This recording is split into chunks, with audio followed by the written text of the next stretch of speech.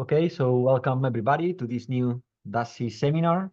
Today's speaker is Michael Katz, Principal Research Scientist at the IBM T.J. Watson Research Center.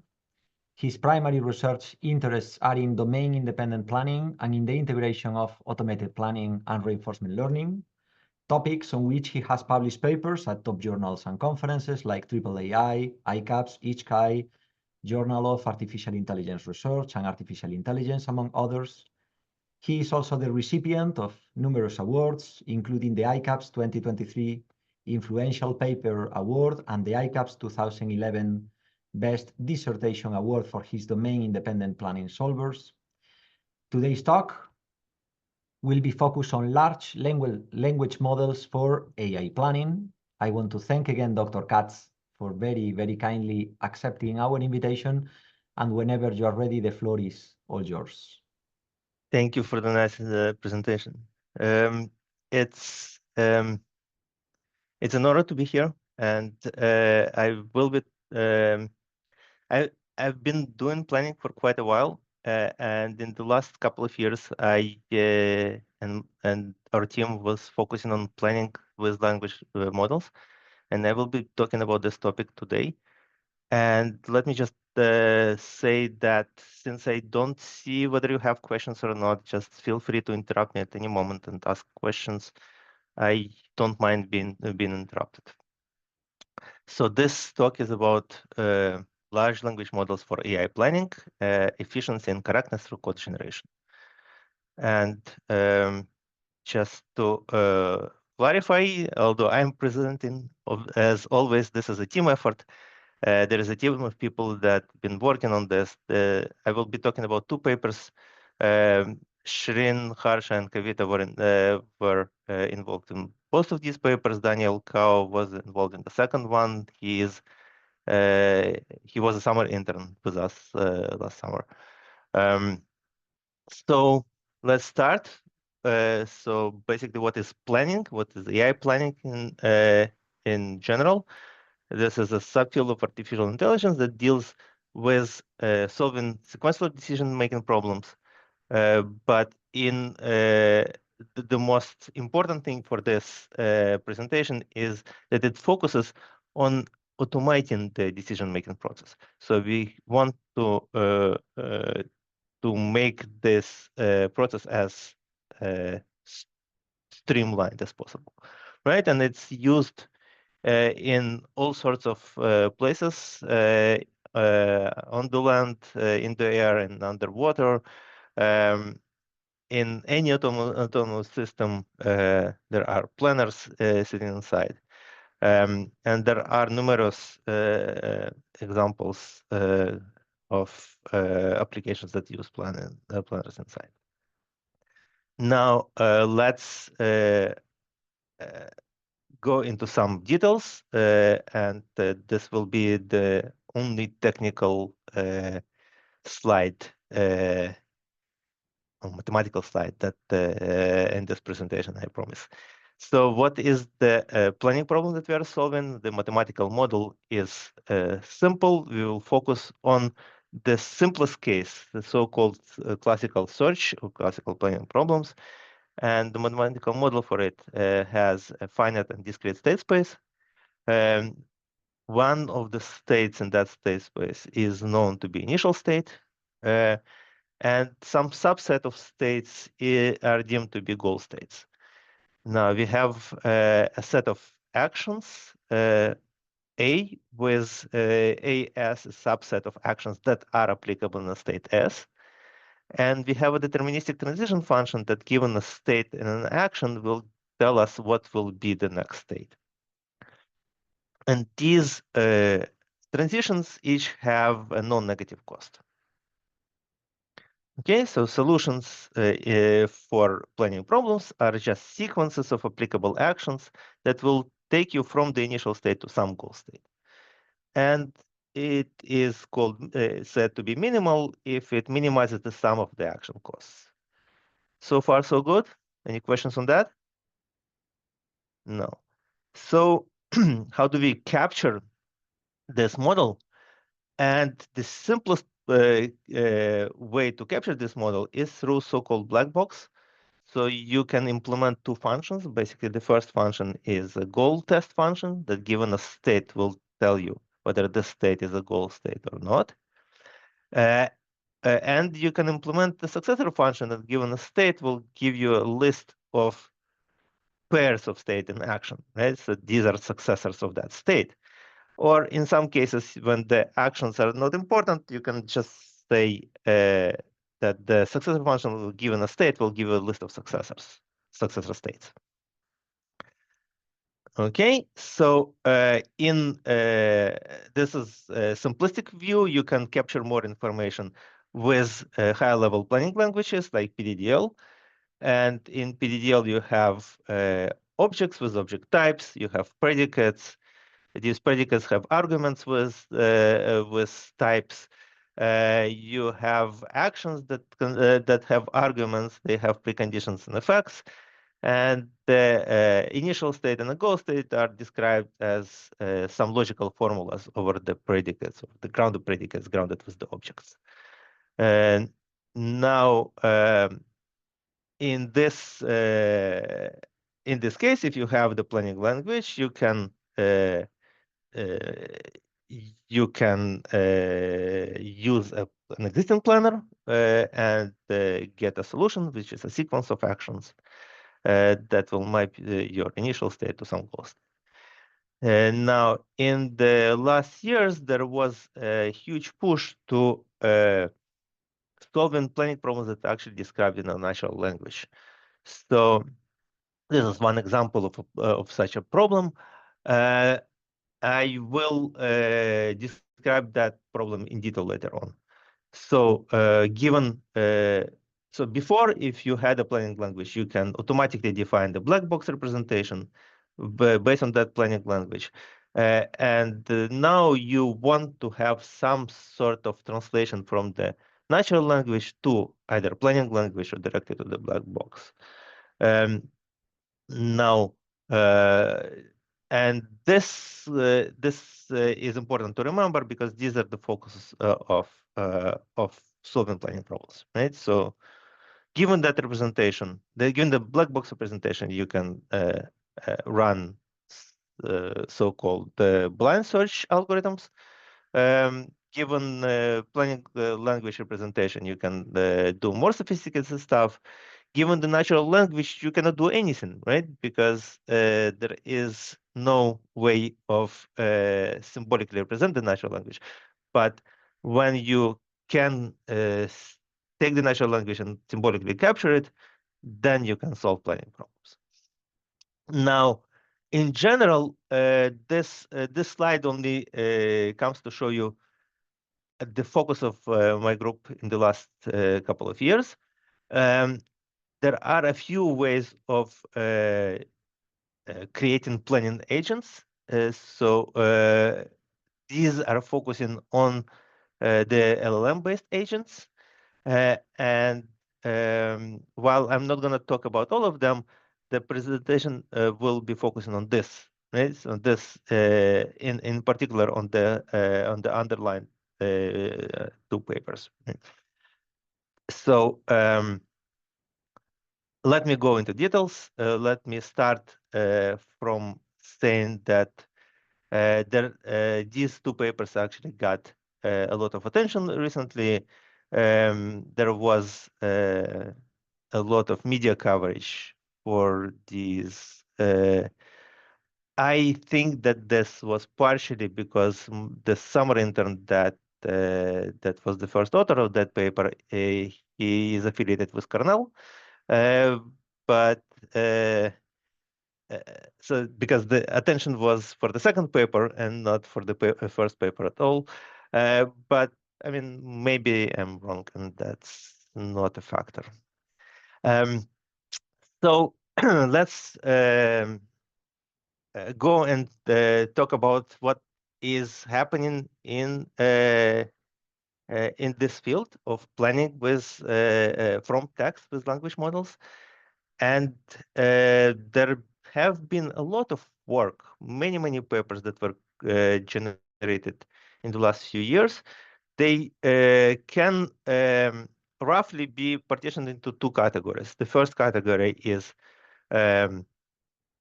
ask the language model to generate the entire plan at once. And the second category is generate one action at a time or generates a few actions at a time.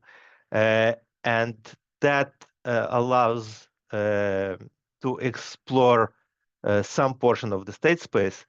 And it has been done in many, many various ways. Either it's as generating a few paths through the state space, like a chain of thought work or React Review, or perform some sort of restricted, limited search with the help of external search algorithms like BFS, DFS, Monte Carlo tree search, and so on.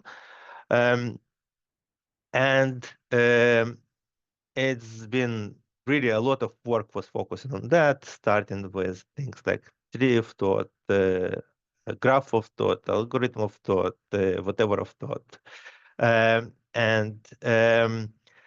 What all these papers have in common is they basically use the language model to write these functions, right? A successor function, a goal test, and possibly sometimes a heuristic function, a reward function that will show you.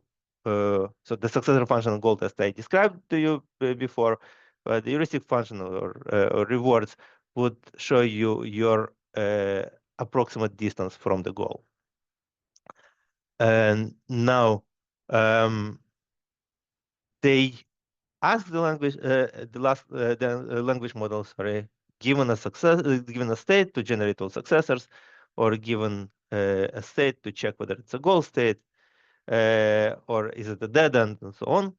As a result, and they use it within the search algorithm. And as a result, they need to severely restrict the search algorithm to limit the number of calls to the language model. Now, what they don't do with these algorithms, these papers, is as it used to be common in computer science, although they present algorithms that solve a problem, they don't actually explore the properties of these algorithms, whether they are sound or complete, what is the complexity of the algorithm, are they guaranteed to terminate at all, and so on. So we did it for them. In the first paper, the first part of the first paper is focusing exactly on that.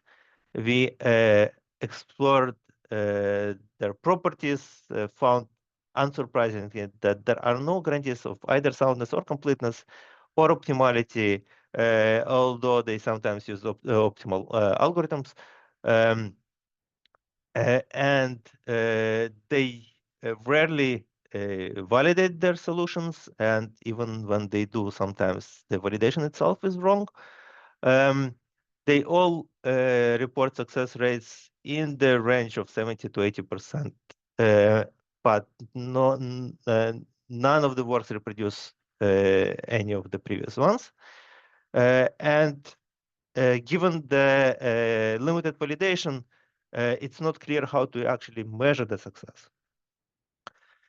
So sometimes they ask the language model whether this is the right solution or not, and they trust the language model response in that. We also perform computational complexity investigation in terms of the heaviest part of the algorithm, that is a call to the language model. And a call to the language model can take quite a while. So if you call GPT-4o, for instance, it's much faster now, but it used to be around 7 seconds. You can do a lot of search in 7 seconds. So here you can see for these algorithms, their computational complexity in terms of calls as a function of the bounds that they impose on the search algorithm, and they heavily restrict the search algorithm. They bound the depth of the search, the number of rollouts, the width of the search, so branch and bound, and they also they bound the number, the size of the open list, and they also bound the overall. Sorry, they bound the overall number of calls to the language model during the search algorithm. In order to make it work, right? Otherwise, there will be too many calls to the language model, and they will not be able to finish on time. Let me give you an example, and I will give you an example of this game, 24 game, and I presume that some of you have heard of it already, but maybe some have not. So let me introduce the game. So the rules are very simple. You get as an input a list of 4 integers, and you can perform arithmetic operations on these 4 integers. The 4 basic operations: multiplication, division, subtraction, summation, and you need to get to the number 24, right? So you can think of it as a search problem where you start with a state with 4 numbers, and then you can perform an operation by taking 2 numbers out of the list, perform an operation over them, and put the outcome of that operation into a list. So the search space here would be relatively small. It's about 4,500 states. It's in terms of search, it's tiny, but in terms of number of calls to the language model, you cannot do that, right? In order to solve one instance of the game of 24. So the tree of thought, which is the prominent paper in this, I think it's the most representative paper in that category. What they do, they took a BFS and they modified it a little bit.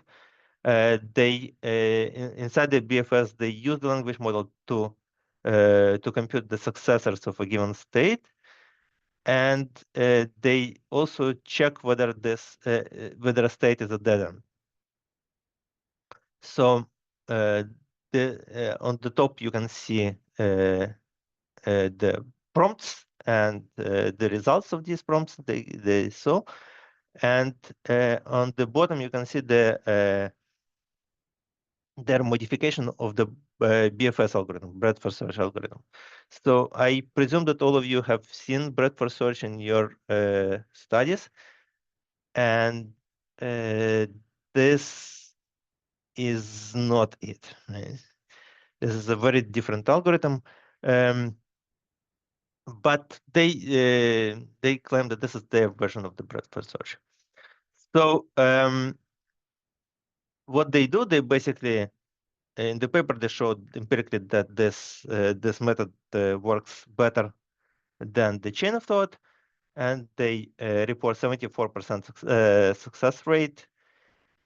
But the thing is that they also report 30% success rate on the only unsolvable task that they have in their data set. So in 30% of the cases, they repeat the experiment many times, right? They were able to solve the unsolvable task. So it shows that they have an issue with their validation, right? So, but if you notice what they did, at every step of this algorithm, they ask the language model the same question, right? Given a state, what are the possible next states, right? What are the possible successor states? Given a state, is this a dead end? It's very clear to any search person that this is very inefficient to be doing during search, because the main pain point of a search algorithm is an efficient generation of successors and the heuristic evaluation and goal test. So this is not efficient. So one kind of obvious thing that no one thought of before that we suggested was to use the language model, but to use it once and ask for an implementation of the successor function in a goal test. So basically what you can do, you can say, here, this is the description of the problem. Please, if this is a state, please provide me with a Python code that, given a state, returns a list of successor states for that state. And then the language model can actually generate this code, right? And you can ask for the goal test as well. And the language model can generate this code. And at this point, you don't need the language model anymore, assuming that this code is correct. You don't need the language model anymore. You can just plug this code into a search algorithm and solve all the problems in the dataset. Now, if the code is correct, you can plug it into breadth-first search and solve it very quickly. If it's not correct, you can actually feedback the language model and say, okay, I see a problem here, and there, I mean, something like, the division operation and the subtraction operations are not symmetric, right? But the language model only choose one successor, right, and not the other, right? And the language model can fix itself and tell you, okay, this is a fixed code. And once you, as a person that are the domain expert, see that this code is correct, you can validate it. Assuming that the code is correct, you can solve all the data set in seconds with 100% accuracy, right? So the benefits here is you can actually work with this, you can validate this, you can test it, you can deploy this code, and you don't need the language models anymore at execution time. Now, you can also use different search algorithms if needed, right? If you need the optimal solutions, you could use optimal algorithms. If you don't need the optimal solutions, you can use greedier algorithms and so on, right? So in our experiments, the entire set of 1,362 games together were solved in under 2 seconds. Which is very different from the theory of thought paper. And I was talking about this already. So basically what you do, you're taking the standard breadth for search, you plugged in your successor state, you plug in your goal test function, and you need the state representation for comparison, but what we used was the simple stringify, and that's good enough. Sometimes better state representations can actually help you reduce the search effort, because you can get the same state in different representations, and the search algorithm will not be able to recognize that these are indeed the same state. So so this is the thought of search. Basically, given a problem description and instructions, you get the language model to create successor function and goal test. As a human expert, you validate this is correct, and once it's correct, you can plug it into a search algorithm and solve the problems. Right? This was essentially the thought of search paper. Now we performed experiments on 4 domains: the 24 game, the crossword puzzles, the classic planning Bloxford, and Pronto QA, which is it's a data set of simple rule-based things like if A is B and B is C, then A is C, right? So rule-based deduction questions. And here you can see the estimate of the number of calls and the portion of the state space that is explored by the existing approaches compared to the last line, which is our approach, the total search. And you can see the number of calls to the language model that is needed is mind-boggling, and the results are subpar, right? So basically, what these methods are doing, they basically gave up on soundness and completeness for the sake of inefficiency. And that's not a good thing. Right, so we were able to solve all the problems in all the data sets. So we got 100% accuracy and only a small number of iterations. And this is a number of iterations that we need to perform. So small number of calls to the language model, right? So this is a number of calls to the language model you need to perform for the entire domain only once, right? You don't need at evaluation time. It doesn't matter how many instances do we have in the data set, right? We still have the same number of calls to the language model. Now, going forward, so this approach has a severe limitation, and that limitation is the human in the loop, right? So as I talked at the beginning of my presentation, automated planning is about automating the sequential decision-making process, and having a human talking to the language model and giving a feedback to the language model on the generated code is a limitation. So in the second work, what we try to do is to remove or alleviate this limitation. Basically, if that's the thought of search approach, then we wanted to take this human out of the loop of talking to the language model and put the human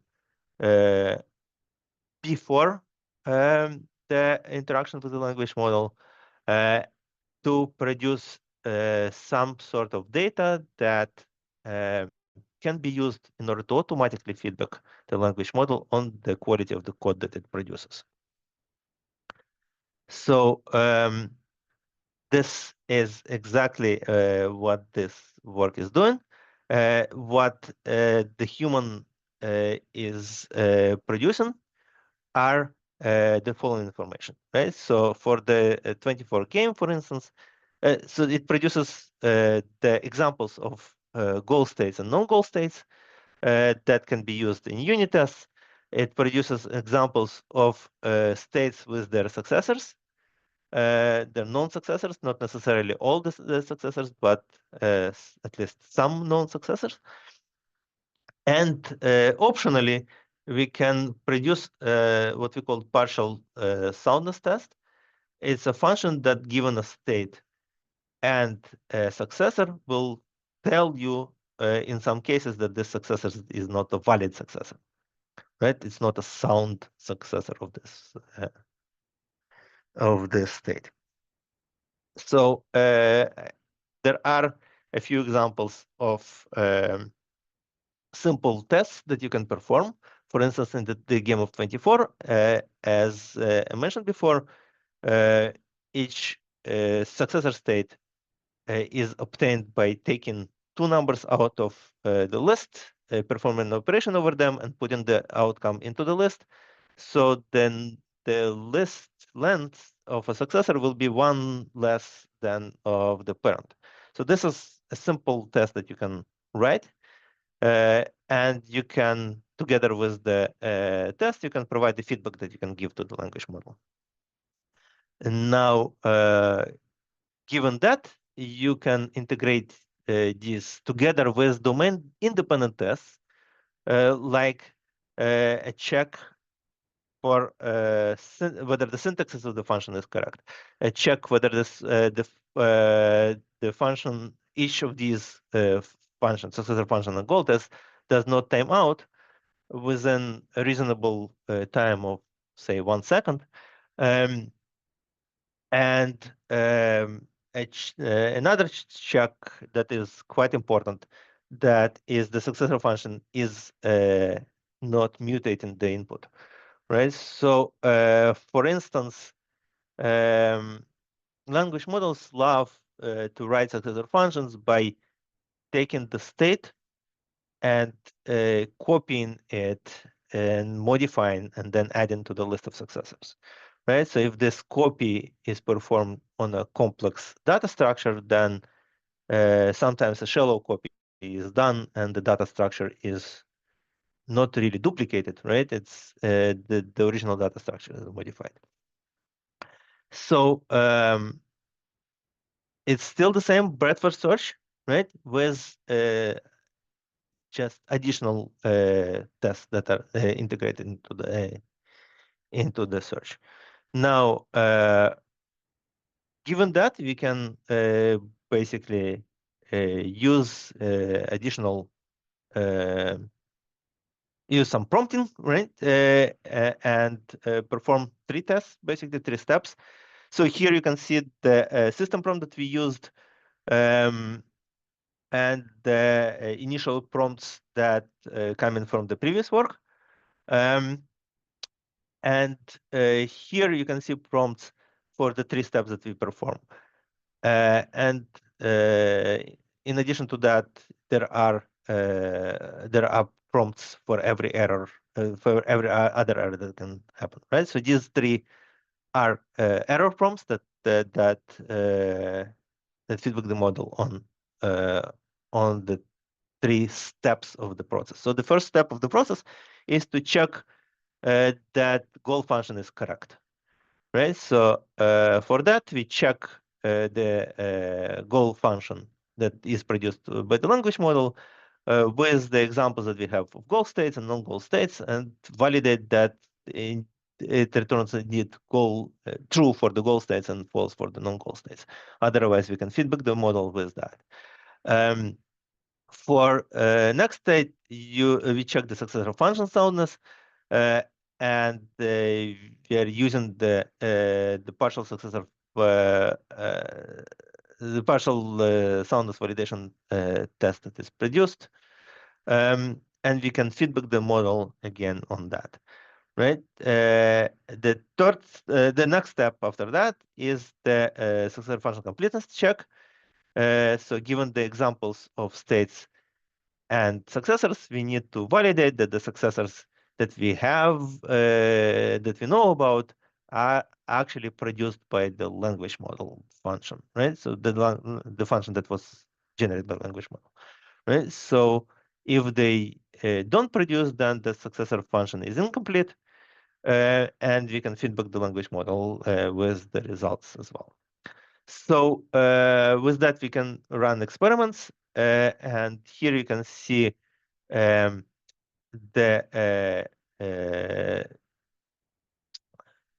coverage, basically, or the success rate of 3 different model families with 2. So we have 6 lines here, right? If I remember correctly. No, I'm sorry. We have 10 lines here, right? So we have 3 families, but we have 5 models. For GPT family, we have GPT-4o and GPT-4o mini, the smaller model. For Llama, we have the 405 billion parameters and 70 billion parameters, the smaller model. And for DeepSeek, we had only 1 model at the time. We didn't have a smaller model to check. For all models, we have switched on and off the successor partial successor of soundness test, and the switched off test is the dashed line. The first point that we have is just asking the language model to produce the successor function goal test code without any feedback. So you can see that and it's okay. And I forgot to mention that in addition to the 4 domains that we had in the previous paper, we have another domain that's called Sokoban, which is a game that I hope all of you are familiar with and love. It's a complex game that with computational complexity being p-space complete, because the length of optimal solutions can be exponentially longer than the representation input size.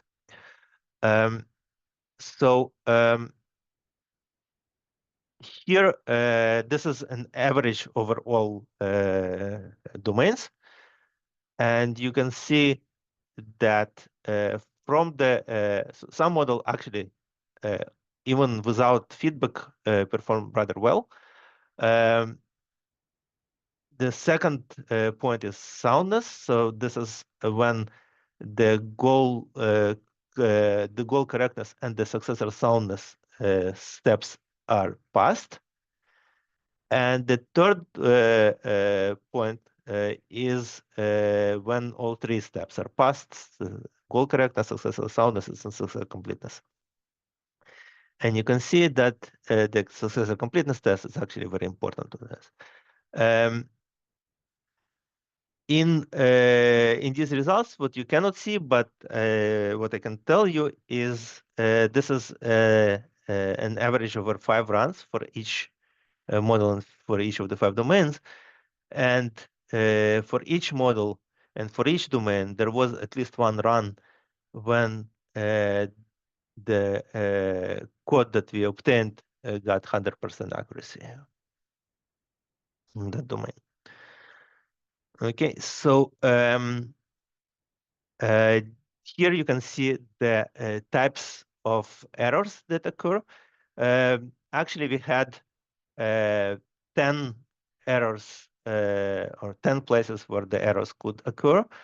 And in 2 of them, there were no errors at all that were observed. And 3 of the categories, there were 2 and 3 occurrences, maybe something like that, in total. So we skipped over them, and the vast majority of the errors appear in these 5 categories. So the goal test function correctness failed, or input state was changed. So the successor function was mutating the input state. Or successor function completeness failed, or an exception occurred on successor function, or soundness failed. And you can see that different language models actually have a different distribution of errors, very different distributions of errors sometimes. Okay, so the last experiment that I want to show here is the number of calls that you actually need to perform to the language model per domain. And the only reason that I'm showing it is to show you that it's still a very small number, right? Even if it grows from 2.2 to 9, it's still a very small number of calls.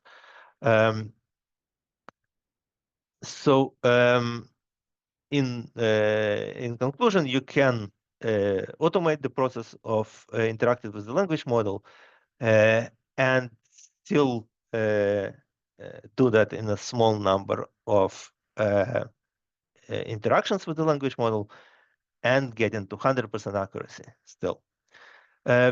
You can see the distribution of the feedback calls across the 3 steps of the goal correctness, successor soundness, and successor completeness. To sum up, we have done the initial work of being able to use the language model to produce search components code for search components that can be validated, tested, and deployed. We tried to automate this process as much as we could. There is still a lot of work in doing that. You can still use unit tests, language model to generate unit tests, maybe better textual descriptions, and many other things. People are actually working on that. There is work that using language models to generate unit tests. You can generate more components of the search, like heuristic functions. There are actually 2 papers now that work on that. They use the language model to generate the code for heuristic function and the goal distance estimates, and then you can perform different search algorithms like greedy best for search or A star if you need optimality. And one thing that I want to say here is that looking at different code function, different code implementation of the successor function of goal test, some of them are much slower than others. And it would be smart to test different implementations and see which of these work better for you when you deploy your application. And of course, we want to extend to support wider formalisms like partial observability, maybe open world, non-determinism, and so on. One word of caution, right? And this is a message that I want you to have in front of you all the time. The tree of thought, the reason that we did this work was the mind-boggling inefficiency of the tree of thought that people just didn't talk about, right? In their experiment, a single 24-game search with GPT-4 consumes around 20 kilowatt hour of energy, right? So it's so inefficient that their experiment, their total experiments in the paper consumed around 3 years of energy consumption of an average US household. And this is all for nothing. You really, really need to know when not to use the language model. And just consider the environmental cost of what you're doing. Okay, thank you. I haven't heard any questions before, so I hope you have a lot of questions now. Okay, Michael, thank you very much for this very interesting talk. And indeed, we have at least 2 questions from the audience. Carlos Núñez, please go ahead whenever you want. Yeah. Hi, Michael. Nice to see you again. So I have like 2 questions. The first one is, what about the heuristic function or like the value function? Because of course, if you don't have it, like you will need to do exhaustive search, right? Yes. So if you look at this slide, the 2 papers here, Tuisov et al. And Correa et al. So Alex Tuisov and Augusto Correa have now papers on that exactly, right? How to use the language model to produce a heuristic functions implementation, right? Alex is doing that in Rust, I think, and they're using the code for the successor function on goal test to seed the model in addition to the description of the planning problem. Oh, sorry.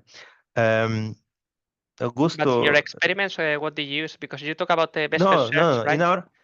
In our experiments, it's a blind search. Oh, okay. And the second question is about evaluating like the code generated by LLM, because I feel like often, evaluating the output of the LLM is tricky, because if you have human in the loop or you have like an external validation, very related to RAW's work on like LLM as model, it's very easy. But when you want to like have kind of like automatic evaluation, can become tricky.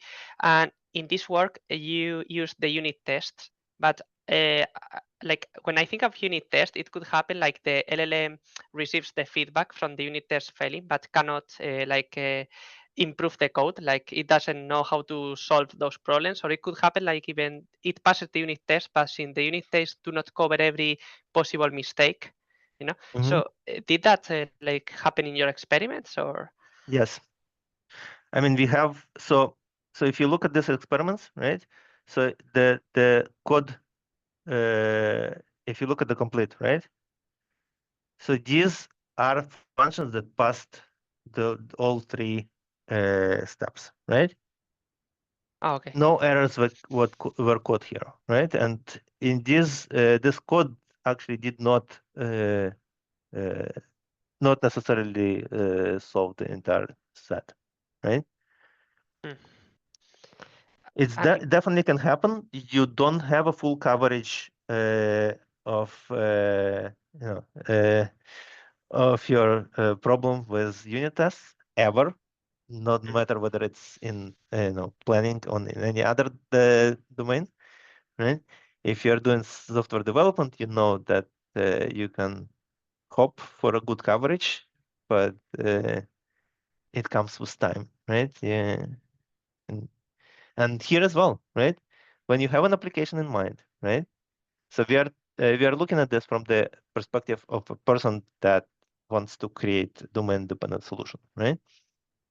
When you have an application in mind, you're starting with something, and then you get in the code and you want to improve it, right? And you will continue monitoring what you got, right? The results that of running your code, and you can integrate more and more feedback, or you can manually change the code and solve some issues, right? You can integrate more unit tests, or you can put more eyes on it, as in any software development. This is I not see. different from. And like to further like reduce the human effort, did you try like instead of using unit tests, like trying the search with a possibly wrong model and then making the LLM analyze why it didn't find a solution or why the solution wasn't correct, like with self-reflection, self-refinement, these kind of things? Right. So when you reflect, let's say you have a path, right, that is generated by wrong code, right? And then you are saying, okay, I'm asking the language model to see where it fails. Okay?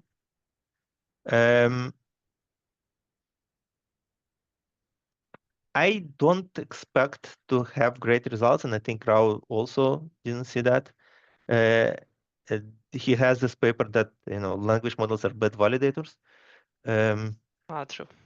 Right. So and we also have this work on ACP bench, and I don't know whether you're familiar with that. It's I think I read it or saw the presentation at IIII. Yeah, so that's one of the tasks that we have there is validation. It's one of the hardest tasks for the language model.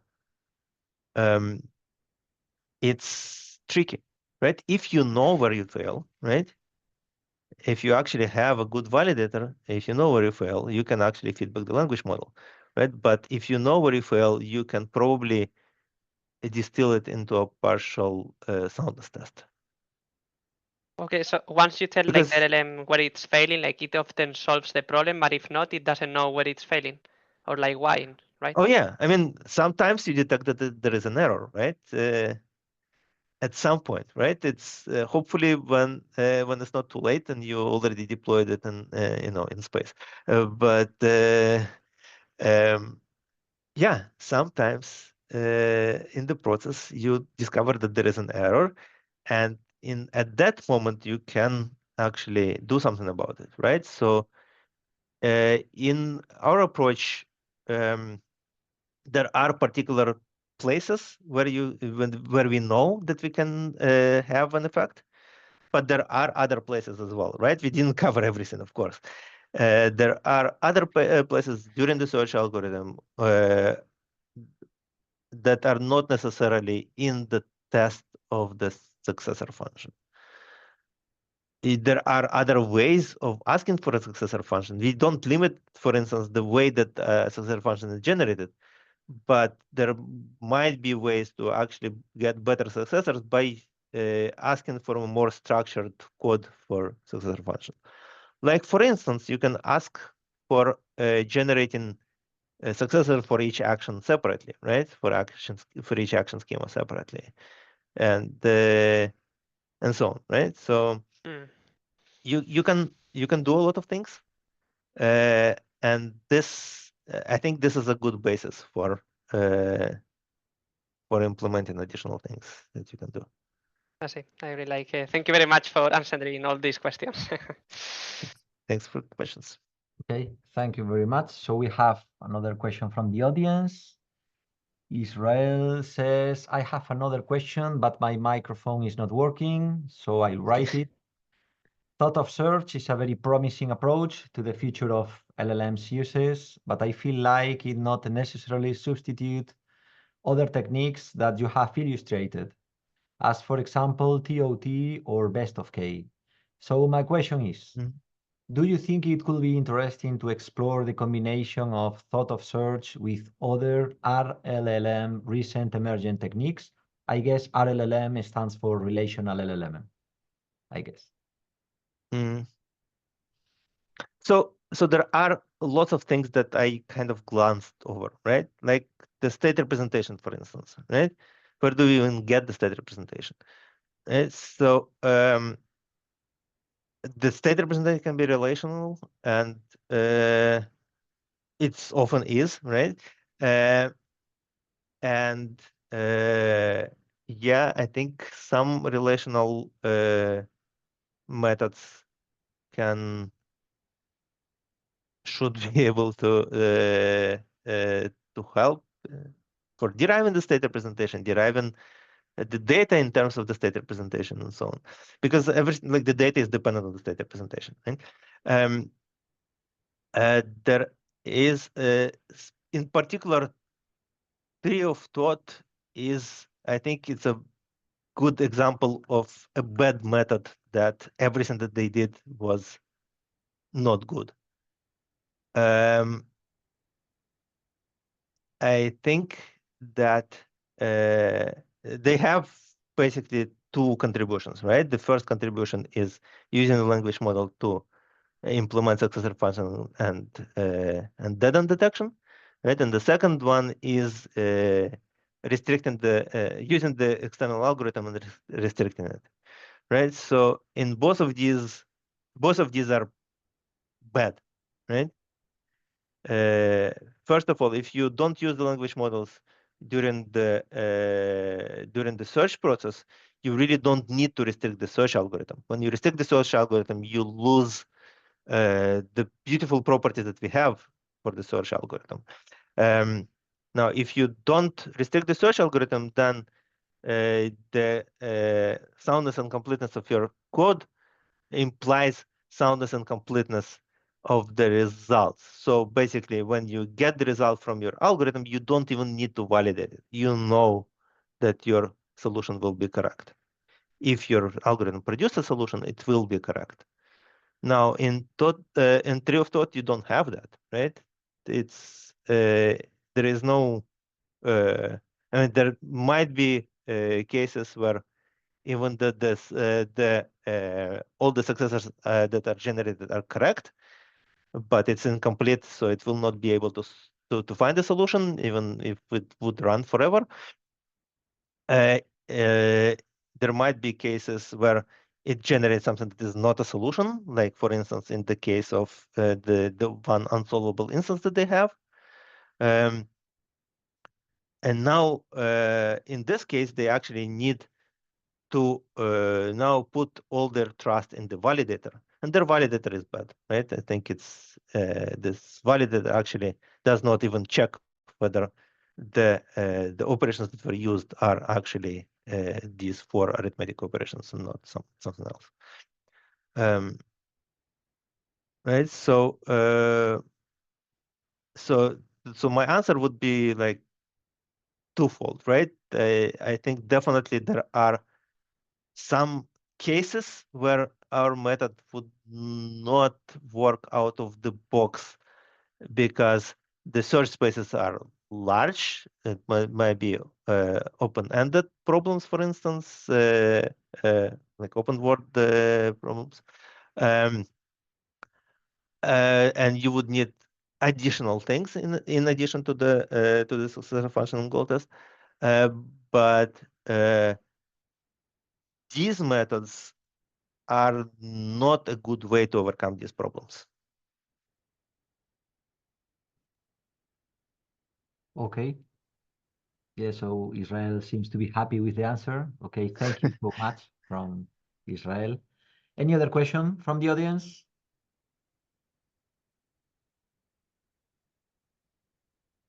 A last question. I think we have a couple of minutes for a last question, for any question you may have. No? Because, well, otherwise I can ask you the last question, Michael. So you started talking about classic planning problems, right? Finite and discrete state space, deterministic transition function, and so on. So this is a quite general and a bit naive question. What about non-classic planning scenarios? I mean, hierarchical, numeric, temporal, probabilistic planning. Can you share any reference or idea about the integration of LLMs with non-classic planning? So,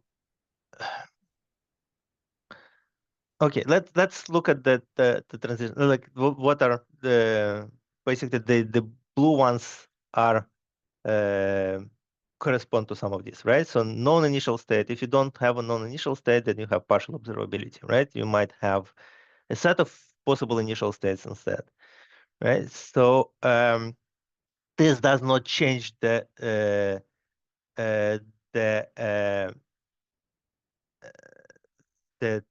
goal test or successor function, right? This doesn't change the dynamic of the system. So the successor function and goal test can still be derived here. You might need some different algorithms. You might need some and/or search or something like that.